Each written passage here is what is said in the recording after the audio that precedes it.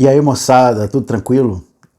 Antes de tudo, esse papo aqui pode ser sensível a algumas pessoas, porque passa por traumas de infância. Isso pode servir como gatilho para alguém, né? Até porque a gente vive numa sociedade onde a gente tem dificuldade de aceitar e de lidar com traumas, né? Seja a época que for, mas quando crianças são mais sensíveis, né? Então fica aí o aviso.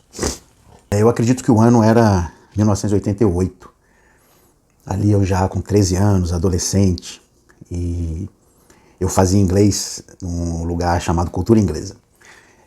E eu já falei em outros vídeos, eu nunca gostei de estudar, porque muito rapidamente eu fui colocado como o burro da sala, o burro de todas as turmas. Eu tinha dificuldade de aprendizado, né? Déficit de atenção, né? Dislexia, e isso nunca foi mapeado na época. E eu ia para o inglês praticamente ali com 13 para 14 anos, né? Para conversar com as pessoas, encontrar. Eu ia com um grande amigo meu da época, o Rubens Sérgio, Veloso, Grumpert, alemão e tal, amor de pessoa. E ele me ajudava nos deveres e tal. Acabou que eu repeti de nível no inglês, e eu continuei indo, né, tentando forçar até que entrar em contato com meus pais, e aí fui descobrir que eu estava matando aula no inglês e não fazia o inglês, né? Eu ia para uma academia do lado que tinha ali, que era a Júlia de Neve, e as meninas lá e tal. E quem pagava o meu inglês era o meu irmão e minha cunhada. Meu irmão Nilson, já falecido, e a esposa dele, minha cunhada. Eles moravam em Aracaju. E isso foi muito decepcionante, assim, para eles, né, e tal. Esse meu irmão, aquele irmão que eu falo que é o meu Batman, é o que me apresentou todo o universo de quadrinhos, de super-heróis, de tudo isso. Que me levou para ver Flash Gordon e tudo. E aí, a minha cunhada veio para Brasília ter uma conversa comigo, né?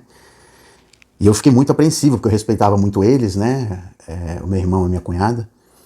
E teve essa conversa comigo, me desceu um sabão, assim, bem do estilo como ela era, né? Assim, ela tá viva, né? Como ela era na época, né? Bem explosiva, mandona e tal. E me disse coisas duríssimas, assim, que sempre foram difíceis de digerir. Meu pai e minha mãe ficaram na sala, né? Ouvindo lá os impropérios lá. E aí, quando ela terminou de dar o sabão e tudo, ela falou assim: isso aqui é quarto de uma pessoa séria, um garoto que tem que estudar, não sei o quê. Meu quarto tinha um monte de pôster de mulher, né? Adolescência florando, meus pais nunca foram contra isso, de eu botar pôster da Playboy, né? E é aquela coisa de você ver sua masculinidade aflorando e tal, e você ter aquilo. E meus pais nunca viram problema nisso, sempre lidaram numa boa, entendendo. E ela falou assim: pois agora tudo isso aí vai sair da parede. E você vai tirar e vai rasgar um por um. Rapaz, eu fui tirando cada pôster daquela parede com tanta raiva. As lágrimas escorriam assim. E ela fazia, além de eu tirar, de eu rasgar. Ou seja, não, podia ter sido menos pior. Ela podia ter tirado, né? Mas não, ela fez com que eu tirasse um por um e rasgasse. E aí eu fui tirando aquilo e tal. Meus pais não gostaram disso, absolutamente. O meu irmão, quando ficou sabendo, meu irmão estava em Aracaju, meu irmão não gostou disso, né? Eu fui rasgando um por um. E ao mesmo tempo eu fui me rasgando por dentro. E aí sobrou um. E era esse pôster aí que eu vou mostrar para vocês. E quem me apresentou Star Wars foi o meu irmão, que faleceu. O marido da minha ex-cunhada, que estava fazendo eu tirar tudo da parede. Que na época era Guerra nas Estrelas, que falava. E esse pôster eu consegui com o meu outro cunhado, meu cunhado, marido da minha irmã. Ele tinha uns amigos em Brasília que tinham videolocadoras e tal, e tinha dado de presente para ele alguns pôsteres. Ele me deu esse pôster. Quando eu botei ele na parede, eu lembro que eu liguei pro meu irmão no fim de semana, que a gente ligava no fim de semana que era mais barato, falei para ele: pô, é um pôster do Star Wars, assim, assim, assado. Ele: caramba, esse pôster é muito antigo e tal. E eu tinha justamente esse pôster aí da Leia e do Luke na parede, e toda vez que eu olhava para aquele pôster, não tinha como eu não lembrar do meu irmão. Tomar uma água aqui. E aí, voltando à cena, ela falou assim: faltou um. Eu falei: não, mas isso aí não é de mulher pelada. Ela falou: mas vai tirar também. Cara, isso me destruiu por dentro, mais do que todos os outros. Porque eu percebi que ela não estava ali para me ensinar nada, sabe? Era para estabelecer um poder, que era bem peculiar da personalidade dela. E eu rasguei aquilo tão lentamente, tão dolorosamente, que aquilo criou uma ferida em mim, não com relação a ela, a pessoa, a minha cunhada, mas eu peguei raiva de Star Wars. Eu peguei aversão àquele universo. Incrivelmente, isso foi apagado da minha memória. O resto da minha adolescência, eu tive contato com Star Wars quando eu trabalhava numa locadora e lançaram um box em VHS do Star Wars, comemorativo, não sei se 25 anos, sei lá, 30, não sei, 15. E aí eu via, mas, Star Wars, beleza. Aí eu sabia que aquilo estava em algum lugar na minha mente, no meu coração, mas não sabia onde. Isso foi apagado da minha memória. Eu lembro que por semanas eu chorei e tal. Meu irmão depois me pediu desculpa por tudo isso que minha cunhada tinha feito. Meus pais não gostaram quando entraram no quarto e viram tudo aquilo rasgado. Meus pais não gostaram mesmo, assim, mas a minha cunhada tinha muito poder dela, né? Como se fosse assim, vocês são velhos, não sabem lidar com o Rodrigo, vai ser eu. E ela, né? Nunca tinha sido mãe também. Que deixe claro assim, isso aqui não é sobre a pessoa, tá? Eu sou bem resolvido com ela, com relação a isso. Ela nunca me pediu desculpa de nada, nem disso, nem de outras coisas. Mas eu sou muito bem resolvido com isso, com relação a ela. Eu tive contato com ela depois outras vezes. Ela é mãe da minha sobrinha, que eu amo. Que quando eu vou em Aracaju, encontro ela e tal. Então, assim, isso não é sobre a pessoa, né? Isso é sobre o que foi causado em mim. E aí se passaram 40 anos quase, né? Até que um dia a Iron Studio mostrou um protótipo de uma peça. Cara, quando eu vi, eu passei mal. Porque nesses 35 anos, quase, nesses mais de 35 anos, eu tinha apagado isso na memória. E isso é compreensível se você for ler sobre psicologia, bem a fundo, você vai entender que alguns traumas de infância simplesmente apaga, né? E alguma coisa traz aquilo de volta, né? E quando eu vi essa peça da Iron, meu amigo, eu gelei. Eu tive diarreia. Minutos depois, assim. Que é um sintoma forte de medo, de ansiedade do corpo, né? Vocês podem até ler sobre isso aí, que quando você tem esse medo, a perna, o sangue começa a faltar nas pernas e você tem diarreia e tudo isso, naturalmente é para deixar o seu corpo mais leve, para que você consiga fugir mais rápido, né? No mundo animal é assim, né? E, cara, foi muito doido pra mim, porque aí eu relembrei toda a cena de eu rasgando o pôster, o que o pôster significava pra mim, de eu rasgando todos os pôsteres, o quanto eu passei mal aqueles dias, o quanto eu fiquei mal por semanas. E eu não sabia que isso estava dentro de mim, até eu ver esse protótipo da peça da Iron. Cara, isso foi muito doido pra mim. Eu tive muita dificuldade de falar sobre isso, né?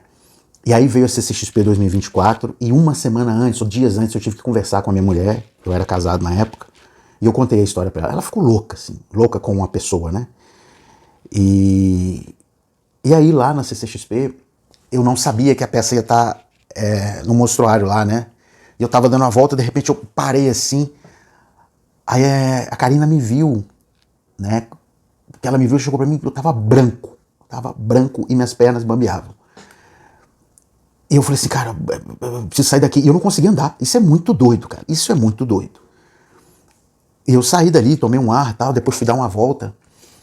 E aí eu lembro que no outro dia, o Thiago, que trabalhava na Iron, não trabalha mais, beijo pra você, meu fofo. E ele falou, cara, eu vou te dar um presente. Sua mulher me contou a história. E eu espero que isso te ajude no processo de cura. Que foi isso aqui. E quando ele me deu isso, não me causou nenhum tipo de pânico. Eu fiquei muito emocionado na hora.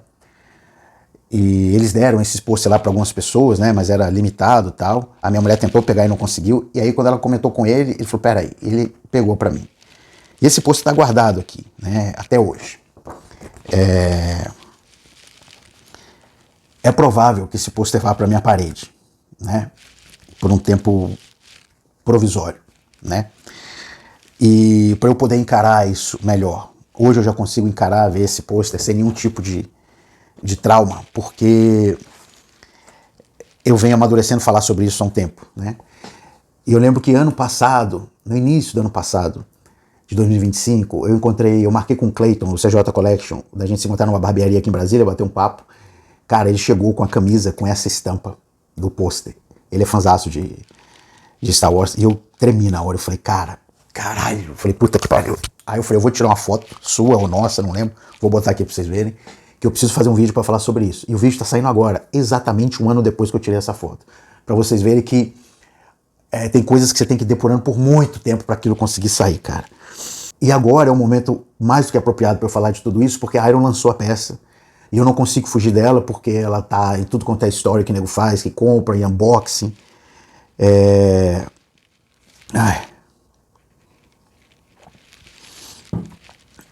E hoje eu tenho dois desejos imensos na vida.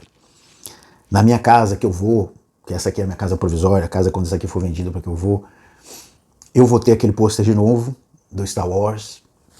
Não esse aqui simboliza essa recuperação, essa superação do trauma, né? Mas eu vou ter o pôster do filme que eu tinha, que me foi tirado de uma forma muito covarde. E eu vou ter essa peça um dia. Eu sei que hoje eu não tenho condição nenhuma de comprar essa peça, nem se eu tivesse só essa grana da peça eu compraria, porque não dá, né, para gastar isso nessa peça. E essa peça, quando eu tiver, ela não vai para a estante, como as outras aqui, assim, sabe? Ela vai, tipo, para a sala, ela vai para um lugar de destaque. Para toda vez que eu olhar para ela e para aquele pôster, eu me lembrar que eu não me tornei aquilo que eu podia ter me tornado. Porque os traumas são isso na vida, né? Às vezes, quando te agridem fisicamente, você se torna uma pessoa violenta.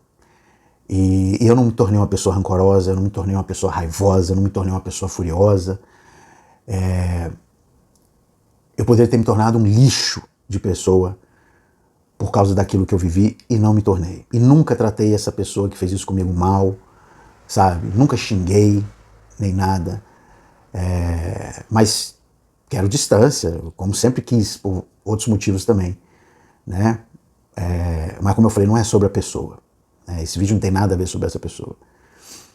Mas eu quero ter essa peça, eu sei que um dia eu vou ter essa peça, no tempo que Deus achar que tem que ser.